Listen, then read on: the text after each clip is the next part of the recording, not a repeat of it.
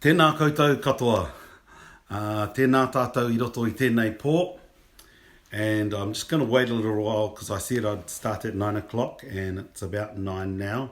But I'll just allow a few people to come on so we can talk about this kaupapa and changing times number 3. One thing I also encouraged people to do was to sing. And today I was walking around town and I sang. And people smiled in the shops and go, "Oh, hello, happy man." And I just said, "Yep, just sharing some happiness in the world as it's quite glum." Anyway, there's a couple of people on now, so let's get into it. So changing times number 3, and I was asked to talk by a number of you, both through posts and private message, about examples of changing tikanga. So I'm going to talk about 2 examples first. Tikanga and Māori culture, and I want to acknowledge all of you watching around the world, in Germany, the United States, Australia and other places, and Hawaii. Yep, I've differentiated. Hawaii is not United States, it's Hawaii. And just going to share a couple of things, and then I'm going to talk about some of the changes that are happening now as a result of coronavirus, COVID-19. So, how we hongi today, or how we've hongied in the last probably 150 years, is not how we hongied then in the past. So normally you'll shake a person's hand and go in, pull in, and then press noses. We never used to shake hands. It was an embrace of the arms or round like that, and in doing that you would hongi, and we never used to shake hands. So that's one example of how we then changed to shaking hands and how do you do, which is the word hariru. It's a transliteration, hariru, how do you do. And then a lot of us are now returning back to the old, where instead of shaking hands you just grab each other and bring your heads together and hongi. So that's one example of change. Another example of change is almost every tribe in the country will have their tangihanga in their whare, in their warepuni, and so inside. Whereas in the past, we all had our tangi outside.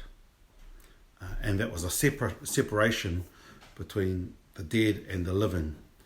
And as we slowly took them inside, we then did different things to mitigate that separation.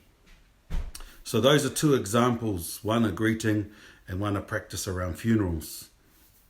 Because in the past, and as I've talked to people around the country, people over a certain age, at least over 65, will remember them all burning the hay or anything else that was in the wharemate or the tent after a tangi.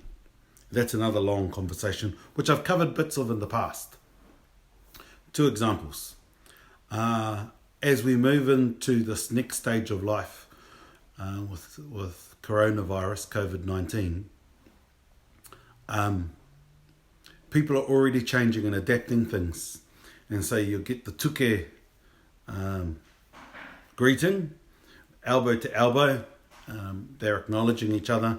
I did that for the first time today. Saw somebody at the supermarket, and as I did, I went like that to her as well. Did that again tonight with my nephews and nieces, and a fist pump, and you'll see others doing the kahungunu wave, or whatever wave you want to call it. But then there's other things, and in the 1918 influenza, what happened was during the tangihanga process, those bodies would stay at home for a very short time, or might go onto the marae to whakatau only, and then go straight to the urupa, and sometimes they just went straight to the urupa. And in many urupa around the country, you will find that there are mass graves because they were all put in the same hole. And that's how many died. And so we've got to work through this stuff, especially now that our borders have closed. And, if you do go to a tangi, there's some options, because probably there won't be shaking hands anymore. But at least you stand in front of, in our case, the whare mate.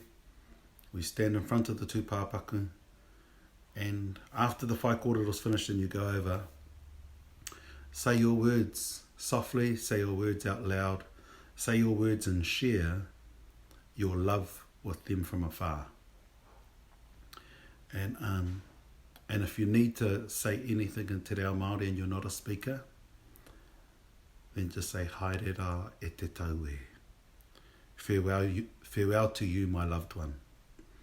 And it is hard to move away from the habit of hugging and kissing and all of that. But remember, as my older sister said on a post in response to my number 2 session, tikanga is about keeping us safe. And in the 80s and 90s, growing up as kids and listening to all of the wānanga that used to happen, the olds always said tikanga is about keeping us safe. Ngā mea e tikana mo te wā tonu. Those things that are tika for us at that time and in that context. So, there's